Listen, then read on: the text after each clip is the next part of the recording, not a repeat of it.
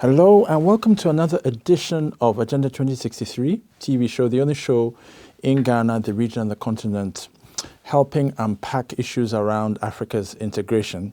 And even though we spend the better part of the series occasionally referring to issues around the African Continental Free Trade Area, we have always tried to go back to the issue of Agenda 2063 because at the end of the day, the African Continental Free Trade Area is a flagship program of Agenda 2063. So it's important we talk about different aspects. I'm sure you know that you can find different programs and episodes of Agenda 2063 on tv.aau.org. And if you didn't know, now you know. My name is Emmanuel K. Bensah Jr. I'm your regular host for this show. We're going to skip the segments this edition and we'll go straight into part 2 of why APN is building back better for awareness on the African Continental Free Trade Area. We'll take a break and we'll be right back.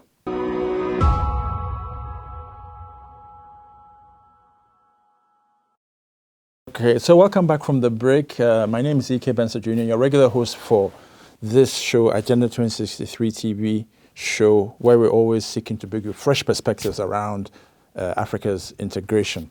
Now, the last edition, we talked about how APN, the AfCFTA Policy Network, is seeking to help build back better on issues around Africa's integration. Now, it's already 18 months. March was 18 months since APN was established, and it has probably been quite an interesting month for it already as it reflects on some of the humble achievements it has chalked, including the partnership with the AU's APRM early March to help celebrate 18 years of the organization's existence. Now, together with Agenda 2063 TV, this particular program, APN's partner in Uganda, that's Agenda 2063 TV, has made history as the only think tank on AfCFTA policy dedicated to building bridges with the AU institutions as part of helping people understand how the African Continental Free Trade Area ecosystem works. But in this part 2 and final editorial of how APN is helping build back better, we're just seeking to close up the editorial to explain two main reasons, two additional reasons why APN has been seeking to help build back better.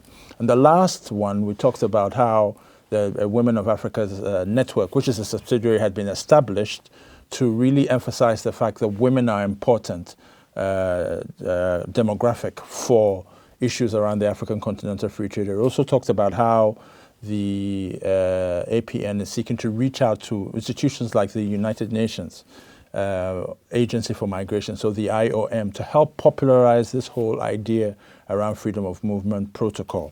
And then also to expand issues around peace and security, because we cannot really trade if we cannot move, neither if we also do not have peace and security. It'd be very difficult. So we want to offer, APN is seeking to offer a very holistic overview of the reasons why it's important to pay attention to Agenda 2063 and pay attention to issues around the AU as well. So in the final 2 areas, the 2 final parts of why APN is helping to build back better understanding of African Continental Free Trade Area is enumerated with this 4th point, which is that APN has done, or the AfCFTA Policy Network, has done a lot of outreach with the AU's mid-range institutions. Now, the AU's mid-range institutions are 3 institutions. That's the Pan-African Parliament, that's the the Pan-African Parliament, then there's the Africa Peer Review Mechanism, which is no stranger to this show. Then there's also the NEPAD-AUDA, that's the African Union Development Agency. It's still called NEPAD-AUDA because a lot of people do not know that NEPAD-AUDA have become one entity. So it's important that the organization continues to use the NEPAD until after a while when everyone accepts that it's no longer NEPAD, but it's the AU's development agency with a huge focus on regional integration and supporting Agenda 2063. So what the AfCFTA Policy Network has sought to do is continue doing this and deepening this important outreach with these mid-range institutions. With the APRM, it's been doing it for a while, since last year, with issues around by seeking to help people understand how the Africa peer review mechanism works through the segment we call APRM Watch. And more concretely, what it has done is with a partnership with the APRM Day on March 9th, the AfCFTA Policy Network decided to partner it as well, so that it wasn't just about having the logo there, but it was also about getting people to recognize that the AfCFTA Policy Network believes in the AU and believes in the things that the Africa peer review mechanism is doing. Specifically issues around peer review of AU member states, good governance, and that kind of thing. This conversation has not been really elaborated in AfCFTA discussions. So we are seeking to really help push that for a lot of people to understand that there is a link between good governance and trade. There needs to be some level of corrupt-free society so that trade can work well, and so on and so forth. The other institution that AfCFTA Policy Network is working with as part of the Mindran institutions is the Agenda 2063 Media Network, which is in fact part of NEPAD AUDA. Now, the Agenda 2063 Media Network is a dedicated network of NEPAD AUDA that brings together journalists to report specifically on anything to do with Agenda 2063. So before the pandemic, some journalists were invited to travel the world and cover events, and these events would be put on the website of NEPAD AUDA so that it will form part of the reporting and help bring visibility to Agenda 2063 issues. Of course, the pandemic has come, and reports still need to be written and articles still need to be written. So the Agenda 2063 Media Network still exists. It is obviously not as dynamic as it used to be for obvious reasons, because there's not been a lot of conferences that some of the journalists have been able to attend beyond Zoom meetings. But journalists are being encouraged to still make and take the initiative to write about issues around Africa's integration, the many different facets, and then use those as links and stories for people to understand that the network is still alive and vibrant. Finally, with the Mindran institutions is the Pan-African Parliament. Now, a lot of people don't even know that the AU has a Pan-African Parliament. It's been around since 2004, and now, yes, it is true that whilst it makes laws, those laws are not binding on AU member states. So some people may wonder, what is the point then of having a Pan-African Parliament? Well, the idea of the Pan-African Parliament was for people to, be governed as they are governed by their national parliaments, by the continental level, so that laws that are taken at the continental level at the Pan-African Parliament in South Africa would trickle down to national laws, let's say in Ghana, and eventually to the ordinary individual on the street.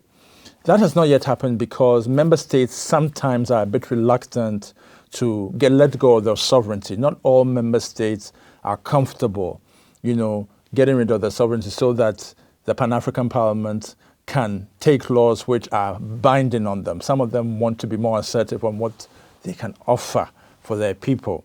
But when you look at the fact that Africa's integration has become very, very critical now, at a time when the world is in turmoil, Brexit has happened, there's a pandemic, it makes sense that since AfCFTA has come to give us lemonade from the many lemons that have been created, we also need to strengthen our AU institutions. And for some of us, we believe that strengthening the AU institutions includes strengthening the Pan-African Parliament. The Pan-African Parliament has a protocol called the Malabo Declaration that allows member states to powers to be strengthened so that the laws that they take at the Pan-African Parliament are binding on all AU's 55 member states. So there's an African Parliamentary Press Network, which some of us are part of, which is seeking to put pressure on the Pan-African Parliament to make sure that this protocol is adopted by all AU 55 member states.